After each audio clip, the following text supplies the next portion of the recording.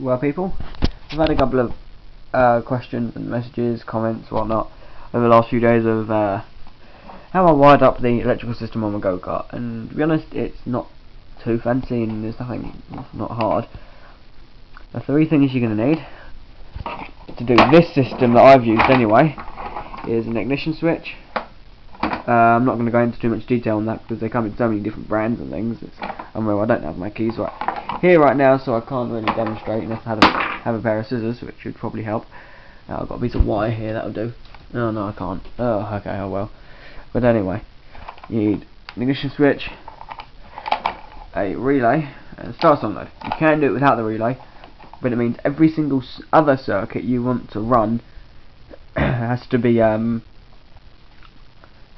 has to have live power run to it directly from the battery, and the way you turn it on is by connecting the negative side to ground by the ignition switch.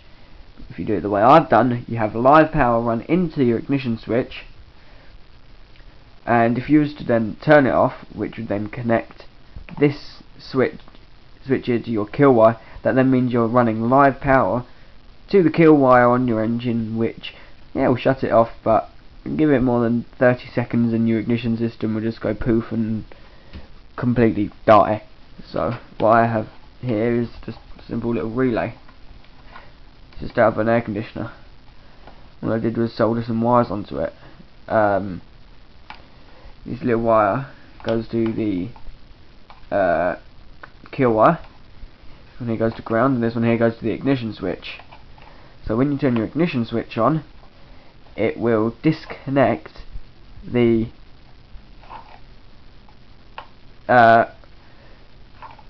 kill wire from ground, which is this one. Goes out here and screws to the frame. At the moment I've just got this wire on it, so it's connected up to the battery, which incidentally needs charging, but this happened to my wire because the battery was drawing so much power and it was charging. So I'm going to stretch that wire out in a long line along my floor later once I've tidied up, and I'll run it then, so that the wire can get hot but hopefully shouldn't short itself out. If it does, whoop-de-doo, it'll trip itself out. Well, it should trip itself out. Should have a thermal overload. Well, actually that doesn't have a thermal overload.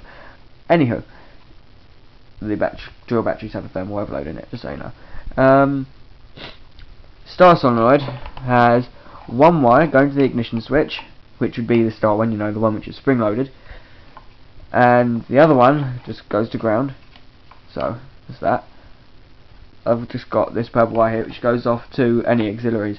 Any auxiliaries you wire onto it, I'd recommend running them through your ignition switch, because then once you've turned your engine off and walked away, there's no real way anything can be left turned on, killing your battery. So that's about it. It's dead simple. There's nothing to it. As for charging systems, I'm not sure if it varies from engine to engine, because I haven't worked on anything like a Cola, or a V-twin Vanguard. They've got their little, and some Hondas, they have their little charging regulator. I've got a rotten cold at the moment, so that's not brilliant. You've got the two terminals on the top. One just goes to the battery, one goes to the starter motor. The one which comes from the battery, that's always hot anyway, so all you have to do is you run that directly to your ignition switch. If you have any other circuits which you want to run from there, which you can, but I still recommend running it through the switch. You can just run it directly to the battery. As for the briggs, they've got diodes on the stators, so it's that little bump on the wire. So you can just, this one here, the wire goes there, comes in here and connects directly up to the battery, which is here.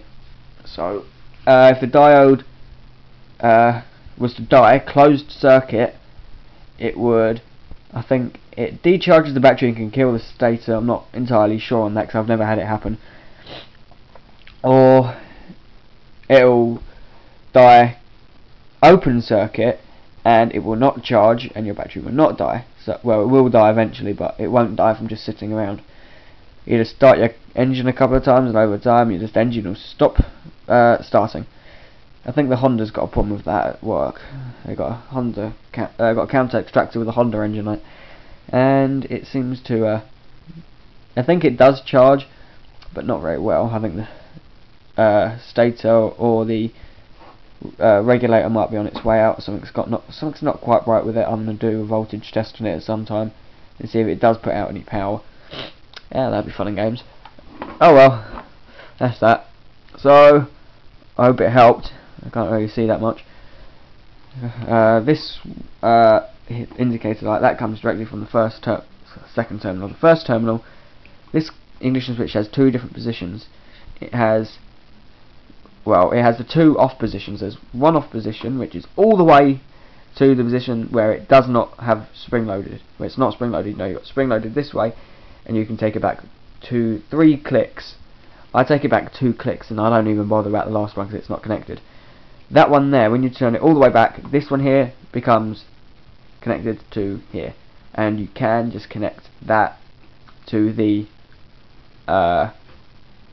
you can connect this to your ignition switch, this to ground, and not even worry about the rest of them. Just have on and off, just simply. That's really it. You can just put a push button kill switch on, so you can just turn it over, start it, and have a separate kill button. So once you've taken your key out, just push the button, the engine stalls, and you just can't restart it unless you got the key. That's a nice simple system as well. But I prefer just to have one key that can do everything with it. Yeah, you know, I just want that to be the way it is. Well, that's it for now. And also today, hang on a minute. I just have a divvy on here. There it is. 203 subscribers. Thanks everyone. I'm going to try and get some more videos up soon. It really depends. I have been doing some figuring out today. I also had to break out the calculator because I've been trying to figure out money and all this crap. I've got to start doing some more work. So probably means I'm not going to be able to have any Saturdays now either. More money I suppose, but hey. I'll see you guys there. I hope you enjoy my videos, and I'll try and get some more up soon. In fact, I have been recording a lot of videos. It's the effort of editing and uploading, and I just cannot be bothered. So I might do a load of editing tonight, since I've got 4 hours to do fuck all. So I'll give it a go. See you guys later.